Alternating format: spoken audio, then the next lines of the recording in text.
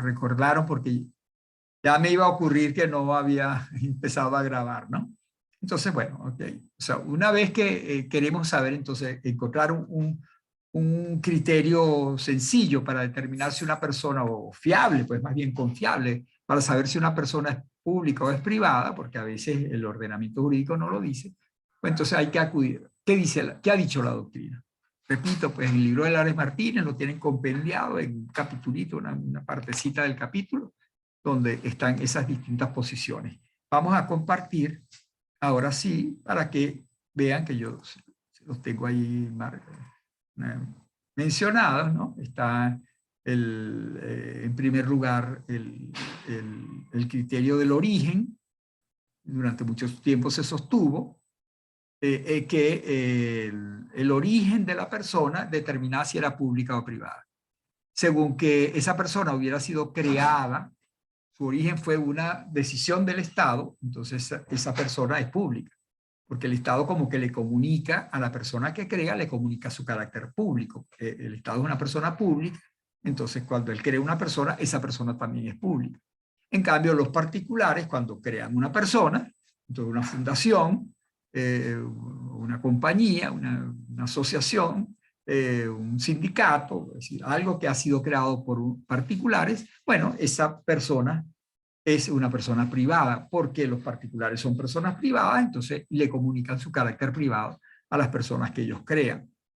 Lo que ocurre es que eso pudo haber sido cierto en un momento dado, como les decía antes, ¿no? Cuando el Estado efectivamente, al crear una persona, siempre las creaba de derecho público. Entonces, toda persona creada por el Estado era una persona pública. Pero hoy en día nos encontramos que el Estado crea personas que no son públicas, son claramente personas privadas, pero las crea el Estado, como las compañías anónimas, compañías del Estado, que ya las vamos a ver, por un lado, y también es cierto que a veces hay personas que el Estado no ha creado y son públicas. El caso de la Iglesia Católica, el caso del Colegio de Abogados, son personas públicas y no las creó el Estado. Entonces el criterio del origen ya hoy en día no sirve. Entonces, en su lugar se propuso el criterio del control. Cuando el Estado crea una persona y no dice si es pública o es privada, podemos ver qué intensidad de control tiene el Estado sobre esa persona. Si esa persona es muy controlada por el Estado, es una persona pública. ¿Por qué? Bueno, porque la creó el Estado y o no la creó, pero la controla el Estado. Y la controla porque está haciendo una cosa que le interesa al Estado. Y por lo tanto, esa es una persona pública. En cambio, si el Estado no ejerce mucho control sobre una determinada persona, entonces esa persona es privada.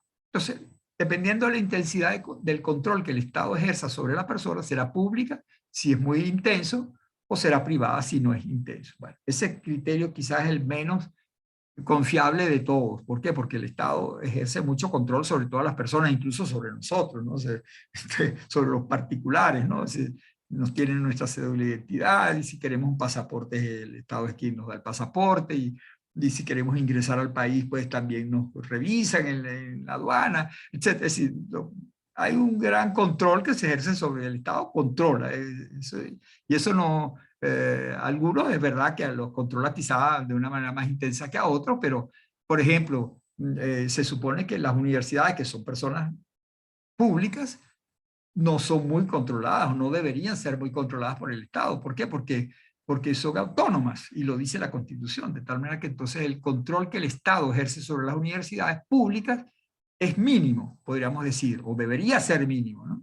Mientras que hay otras personas que no hay ninguna duda que son privadas, son compañías creadas por los particulares, por ejemplo, las compañías financieras, los bancos, las compañías de seguro, etcétera, que están sometidas a grandes controles por parte del Estado por la actividad que ellas realizan. Entonces, ese criterio tampoco es aceptado, puede servir como un indicio, pero no es determinante, ¿no? El tercer intento de ofrecer un criterio válido es el de la posición jurídica. ¿Qué tipo de posición jurídica tiene la persona respecto de las demás personas? Cuando una persona tiene una posición jurídica de dominación, de superioridad jurídica, porque tiene potestades públicas, entonces se dice es una persona pública. En cambio, si la persona se relaciona con las demás personas en situación de igualdad, en relación de igualdad, entonces tiene una posición de igualdad y por lo tanto esa es una persona privada. Esa tiene algunos visos de funcionar un poco para algunas personas, sobre todo que efectivamente muchas personas públicas tienen una situación de superioridad, ejercen potestades sobre los particulares, pero eso no es determinante, porque hay personas públicas que no tienen ningún poder sobre los particulares, como las iglesias católicas. La iglesia católica, la musulmana, la protestante, no tienen poderes públicos, no pueden expropiar, no pueden dictar reglamentos, no pueden sancionar, etc. Entonces, por lo tanto, no es verdad que el tener siempre una posición dominante es propio de las personas públicas y solo de las personas públicas. En cambio, como dice Lares Martínez, hay algunas personas privadas como una concesionaria de obras públicas del Estado. Mientras dura la concesión, después veremos qué es una concesión, es usual que se le asignen a esa persona privada potestades sancionatorias o potestades, incluso disfrutar de la potestad expropiatoria. Es decir, es posible que tengan también algunos poderes o cobrar tasas para fiscales, casi que una potestad tributaria. Entonces, bueno, o sea que ese criterio de la posición jurídica tampoco es determinante, ¿no? Como era de esperarse, la doctrina francesa utiliza la noción de servicio público, es el cuarto criterio que explica Lares Martínez, ¿no? La vinculación al servicio público. Como para los franceses, la administración existe para prestar servicios públicos, para llevar adelante servicios públicos, entonces su criterio es, bueno, si una persona está vinculada al servicio público de una manera estrecha, o sea, es una persona que está dedicada a realizar un servicio público, facilitar un servicio público, entonces es una persona pública. Mientras que si no hay ninguna relación con el servicio público, entonces es una persona privada. Incluso eso le ha servido al Consejo de Estado francés, ese criterio de la vinculación al servicio público, para determinar que algunas empresas que el propio Estado francés crea, cuando no están destinadas a la prestación de un servicio público, se entiende que son personas privadas, ¿no?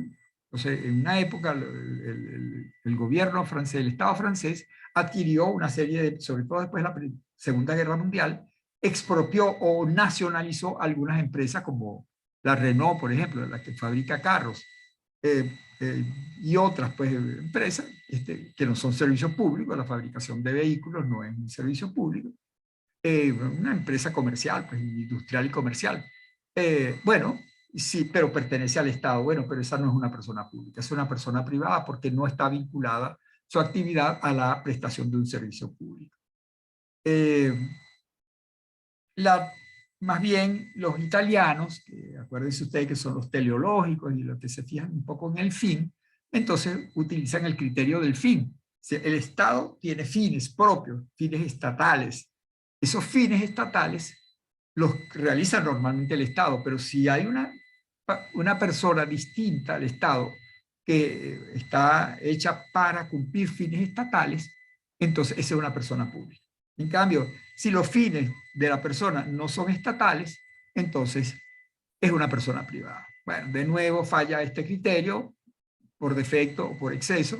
¿Por qué? Porque hay, primero porque los fines estatales a veces cambian conforme son evolutivos. En unos países pueden ser un poco más amplios, otros países son menos amplios, en algunos países en un momento fueron algunos de ellos, mientras que dejaron de ser fines estatales con el paso del tiempo.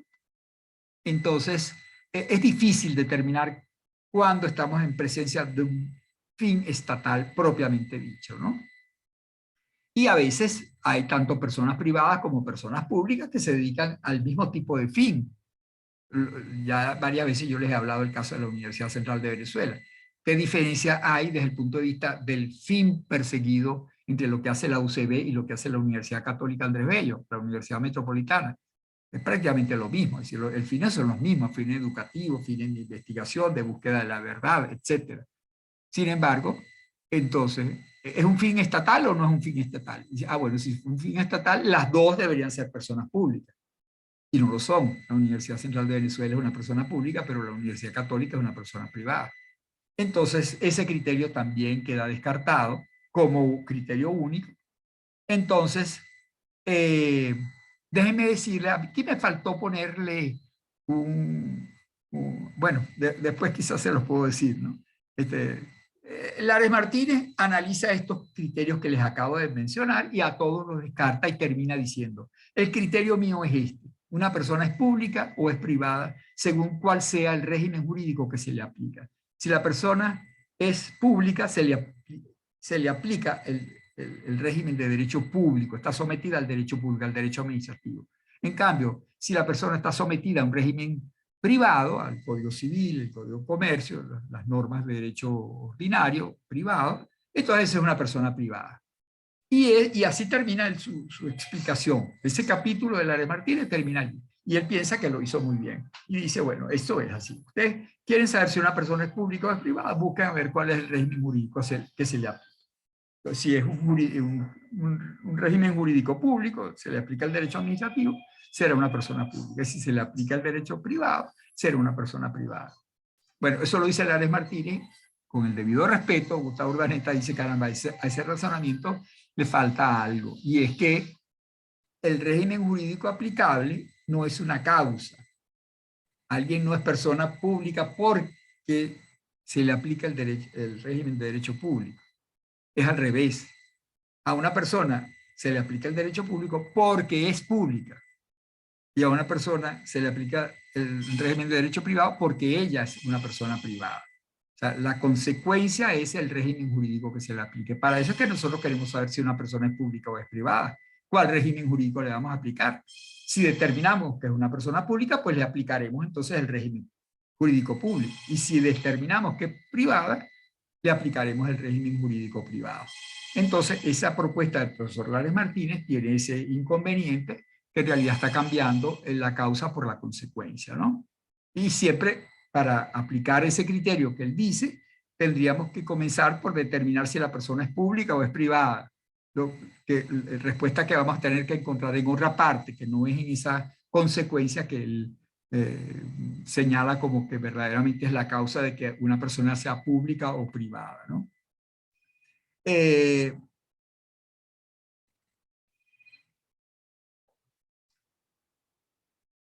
Me vas a perdonar un segundito que... ¿Aló? Cari, mi amor, estoy en clase ahorita. Y tú... Ok, ok, gracias. Un beso. Chao.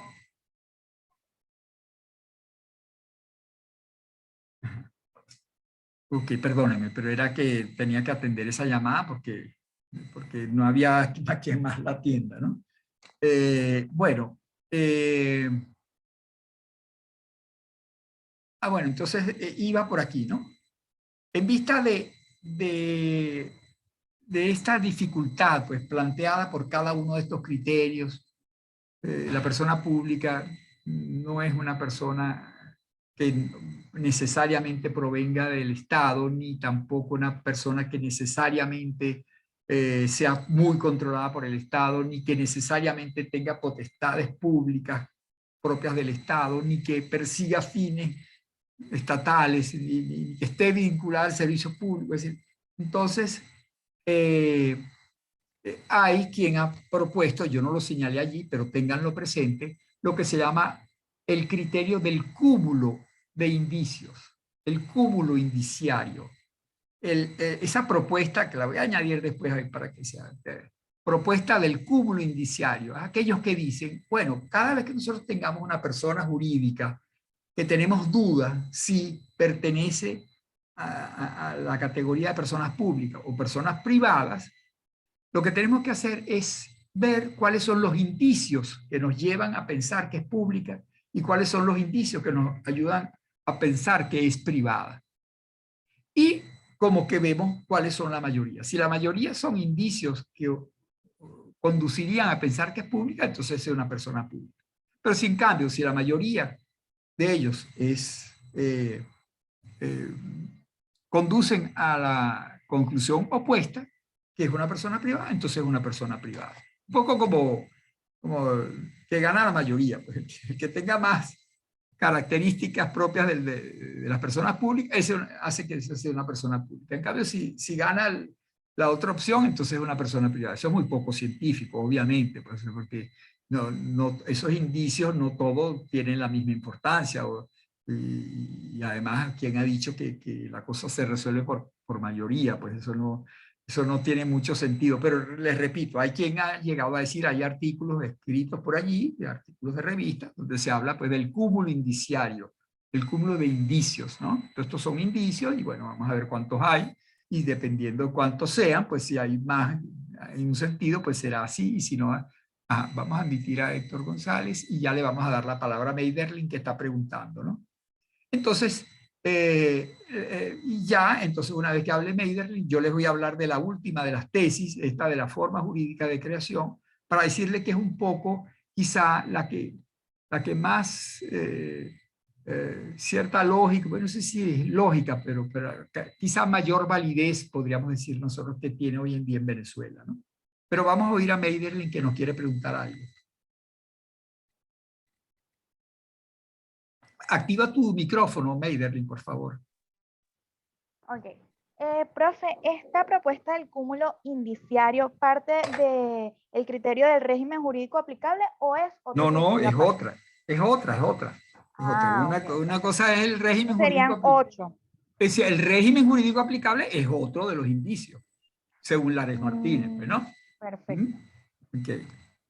Entonces, eso es un tema pues, que sigue estando... Yo leí hace poco un artículo del profesor Gruber, que lo que es que no lo he vuelto a encontrar. Si lo consigo, se los voy a mandar, porque me parece que es un resumen bastante bueno como para ver cuál es el estado de la discusión actual, ¿no? Pero justamente esta última propuesta que está aquí, la forma jurídica de creación, es una propuesta que originada en el profesor Gruber Carías, que más o menos es como la siguiente, ¿no? Él dice, eh,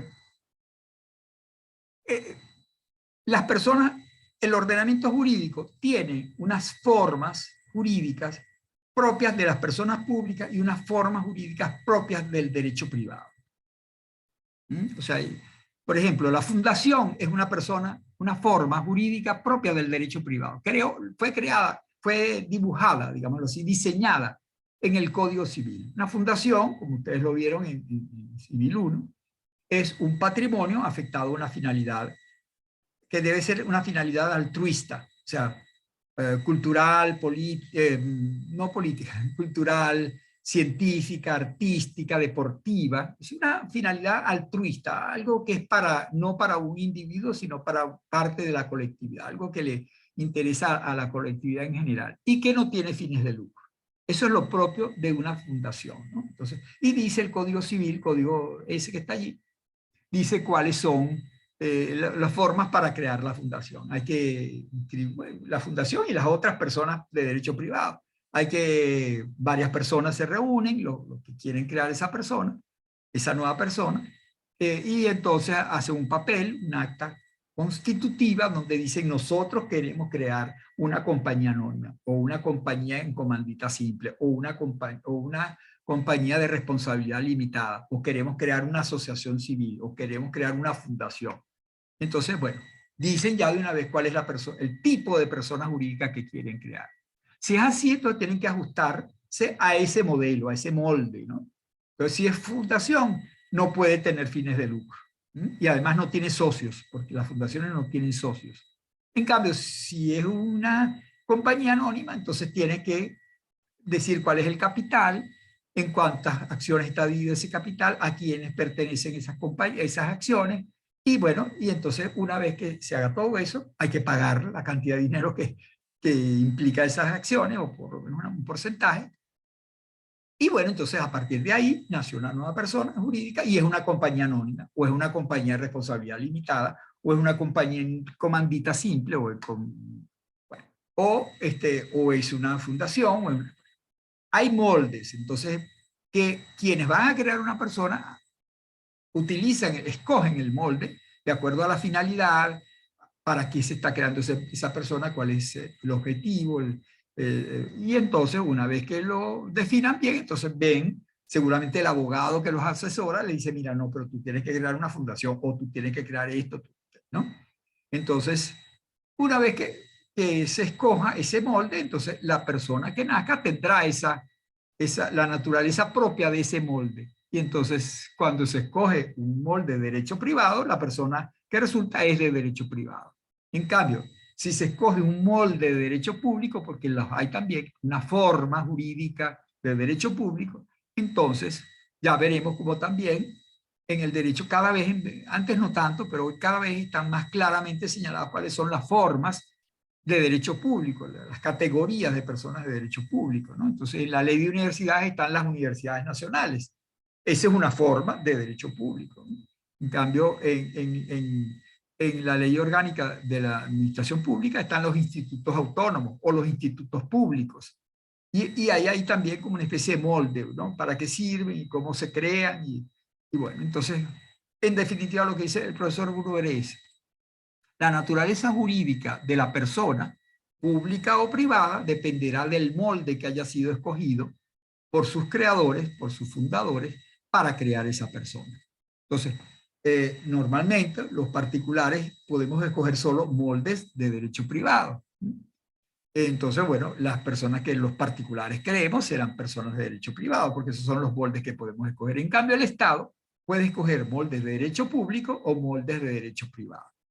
Entonces, cuando el Estado escoge para crear una persona estatal, una persona del Estado, que va a cumplir fines que el Estado le va a asignar, que va a estar muy vinculado al Estado, pero escogió un molde de derecho privado, esa persona va a ser privada y no pública.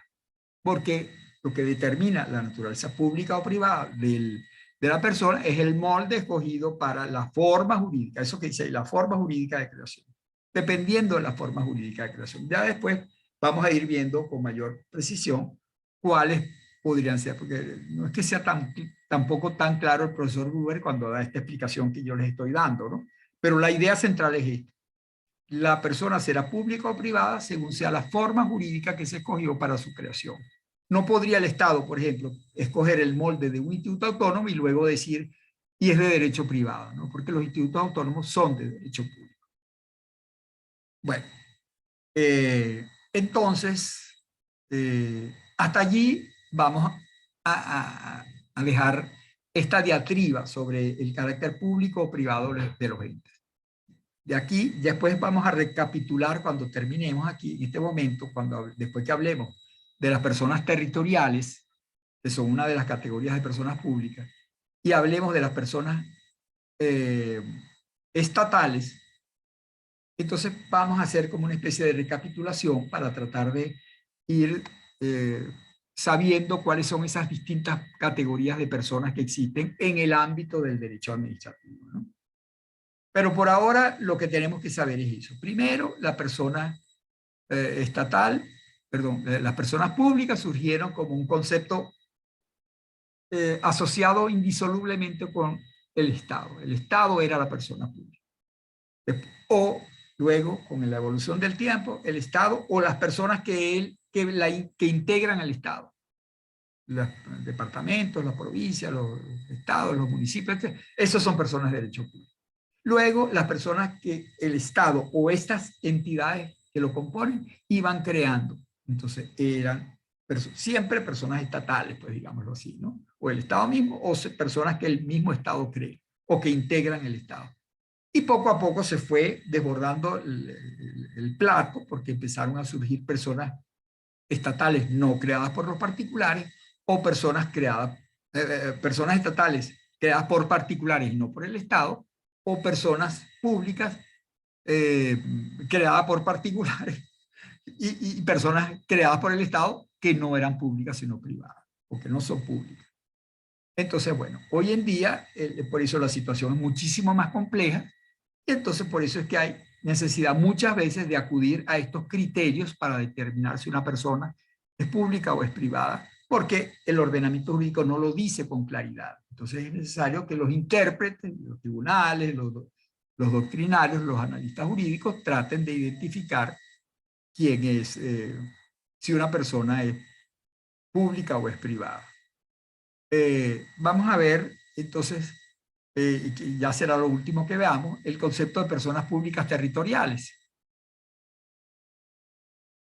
Dentro de la evolución, o sea, esto es una categoría especial de las personas públicas. Dentro de las personas públicas, la doctrina distingue entre, vamos a admitir a Gabriel, entre personas territoriales y personas no territoriales. ¿Qué son esas personas públicas territoriales?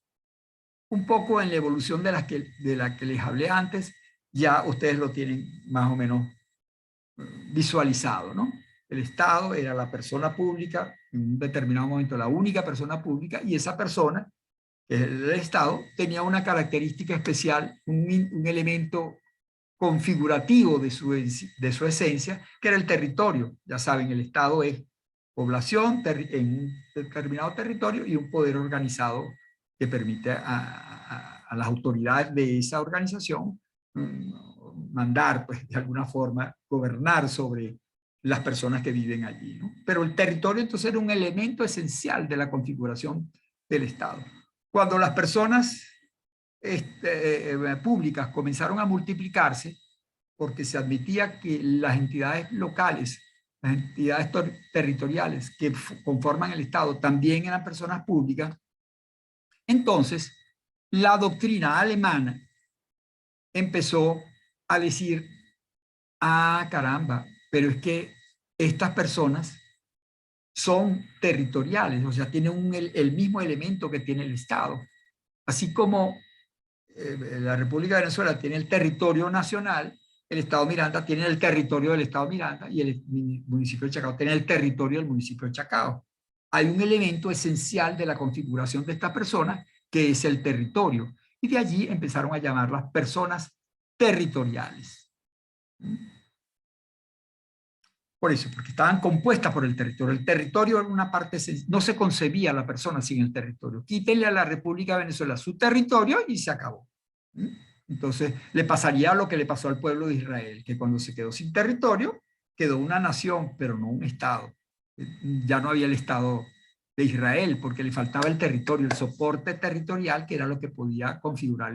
¿Cuándo volvió a ser un Estado de Israel? Cuando recuperaron o se apoderaron de un espacio allá en Palestina, que tenían hasta ese momento los palestinos, pues, ¿no? Entonces, ahí sí ya se pudo hablar de nuevo del Estado de Israel porque tiene un territorio que es un elemento configurativo propio de las personas públicas territoriales. Y lo mismo pasa entonces con los municipios. No se concibe un municipio sin un territorio, no se concibe un Estado sin un territorio. Entonces, bueno, quedó acuñada la expresión persona pública territorial o entes territoriales. Posteriormente, de nuevo, como todo evoluciona en esta doctrina jurídico-administrativa, hubo autores que dijeron, no es, entre ellos Kelsen precisamente y Merkel, los vieneses, que dijeron, no es verdad que el Estado que el territorio sea parte esencial que sea lo que verdaderamente constituya el sustrato de la persona. Al territorio no es lo que se personifica, porque en el mundo hay partes, hay extensas zonas de territorio que no tienen personalidad jurídica, no son estados ni son nada. ¿Qué es lo que le falta al Polo Norte para ser un estado? Territorio tiene. Bueno, pero parece que no tiene territorio, sino hielo, creo, ¿no? En cambio, el del sur sí, el del Polo Sur sí tiene un territorio. ¿Y por qué eso no es un estado? Porque ahí no hay gente. Entonces lo que le falta a los territorios que no son estados, lo que le falta es gente. Entonces esos pensadores dieron, las personas territoriales en realidad son la personificación de un conglomerado humano, son las personas las que forman el sustrato esencial de las personas que hasta ahora hemos llamado territoriales. El municipio de Chacao es distinto del municipio Libertador o el municipio Sucre, porque el conjunto de los ciudadanos de Chacao es distinto del conjunto de los ciudadanos de Petare o del conjunto de los ciudadanos de Caracas. Entonces, es a esa población a la que se le da la personalidad jurídica. El sustrato de las personas territoriales no es el territorio, sino la población. Un conglomerado asentado sobre un territorio, porque no queda más remedio, lo único que puede, digamos, sostener a una gente, pues mientras la ley de la gravedad exista, pues no podemos estar en el aire, tenemos que estar sobre un territorio, ¿no? Entonces de allí, fíjense ustedes que la concepción más reciente de la persona territorial es la de que el sustrato de la persona, que antes, hasta ahora se ha llamado territorial, era un territorio, ahora pasa a serlo una población asentada sobre un espacio con vínculos de, de, de, de vecindad, con vínculos que los hace con una tradición, con unos intereses comunes, etc. Entonces, eso es lo que hace a la persona territorial, que por eso en algunas partes se los llama no personas territoriales, sino colectividades públicas. Es el caso del derecho administrativo francés. En Francia no se habla de personas territoriales, sino de colectividades públicas. Entonces, un departamento en Francia no es una persona territorial, es una colectividad pública. Una comuna es una colectividad municipal. Entonces, las colectividades públicas son lo que hasta ahora hemos llamado personas territoriales, ¿no? Ahora, lo importante, digamos, independientemente de eso, de cuál sea el verdadero sustrato de las personas territoriales, yo tiendo a pensar que tienen más razón los franceses que los alemanes, pues, ¿no? Cuando vieron el territorio, en realidad no se dieron cuenta que el territorio no era lo importante era la gente que vive sobre el territorio, ¿no? Entonces, pero eso no es lo importante. Bueno, es importante, pero no es lo esencial. Lo esencial es que entre las personas llamadas territoriales, que las vamos a seguir llamando territoriales, porque bueno, es así como se conocen, ¿no? Entonces, eh, entre las personas territoriales y las no territoriales, ¿quiénes son las personas no territoriales? Bueno, los institutos autónomos, la Universidad Central de Venezuela, que no tiene un territorio tampoco, ella en realidad existe porque tiene una finalidad propia, que es la de enseñar, educar, y hay un conglomerado humano que somos los profesores y los alumnos que formamos la comunidad universitaria. Eso es lo que es la universidad, y no un territorio. Entonces, la ciudad universitaria pertenece a la Universidad Central de Venezuela, pero no es parte integrante de la persona universidad, ¿no? Lo importante son las manifestaciones jurídicas, las diferencias que existen entre las personas territoriales y las públicas territoriales y las no territoriales. En primer lugar, las personas territoriales tienen constitucionalmente atribuido un poder sobre toda la población. Fíjense ustedes, la Constitución de Venezuela divide el poder nacional, el poder público en nacional, estatal y municipal. El poder nacional es el que ejerce las autoridades nacionales, la República de Venezuela, sobre la población venezolana. El poder estatal es el poder público estatal que ejercen las autoridades del Estado Miranda sobre la población que vive en el Estado Miranda. Toda la población que está allí, pues, o pasa por allí. Y por último, el municipio de Chacao también tiene un poder dado por la Constitución, que es el poder municipal, ejercido por las autoridades municipales sobre todo el que vive o trabaja o pasa por ahí por el municipio Chacao, el municipio, bueno, por el municipio que tienen un poder, las autoridades de esas personas territoriales tienen poder original dado sobre la población, toda la población. Eso no lo tienen las personas no territoriales. Luego, tienen una universalidad de fines. Los fines de la República de Venezuela son toditos los que están en el artículo 236, creo, de la Constitución, 136 de la Constitución. La salud, todo lo que le interesa a la población venezolana son fines de la República de Venezuela. Y el municipio igual. ¿Qué le interesa al municipio de Chacao? ¿Cuáles son sus fines? La salud, el deporte, la cultura, la seguridad, etc. Todo. Si no hay nada en particular que sea una finalidad propia del municipio, a diferencia de las entes no territoriales que tienen una finalidad propia. La universidad tiene solo la finalidad de educar. El Instituto Nacional de Higiene solo le interesa el tema de la higiene pública. El Instituto Nacional de Tránsito, de Transporte, tiene su finalidad precisa. La República, en cambio, tiene universalidad de fines, mientras que los otros tienen especialidad de fines. Luego, en tercer lugar, los poderes públicos superiores, potestades. Ese poder que tienen originario, que se le da a cada una de estas personas territoriales, es un poder, se descompone en potestades, la potestad tributaria, la potestad reglamentaria, la potestad legislativa. Solo legislan las personas territoriales, no legisla una persona pública no territorial. La persona pública no territorial es regida por las leyes que dictan las personas públicas territoriales.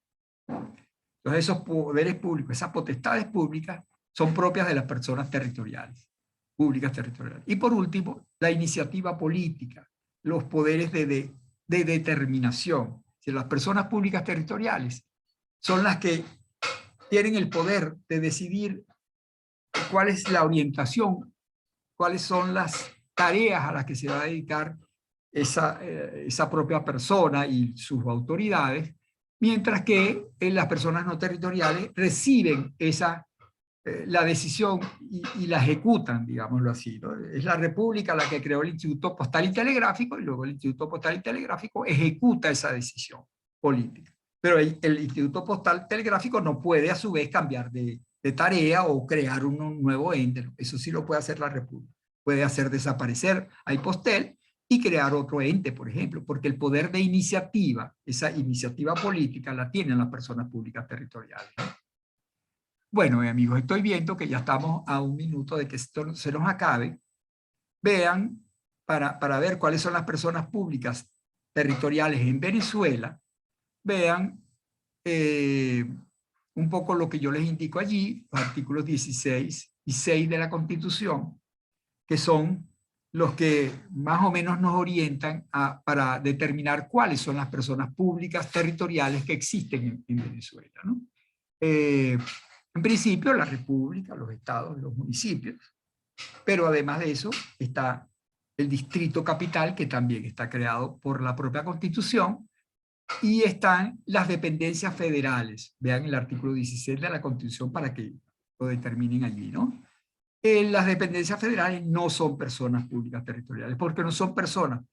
Porque ahí no hay gente. Eso es lo que pasa. Las islas del Caribe, ahí no hay gente, y por lo tanto no tienen personalidad jurídica, ¿no? La única que está comenzando a hacerlo es el territorio insular Miranda, que está dentro del territorio insular Miranda, los Roques, están dentro de las dependencias federales, y que como ahí sí hay gente, entonces se creó una especie de instituto autónomo territorial. Ya sobre esto hablaremos en la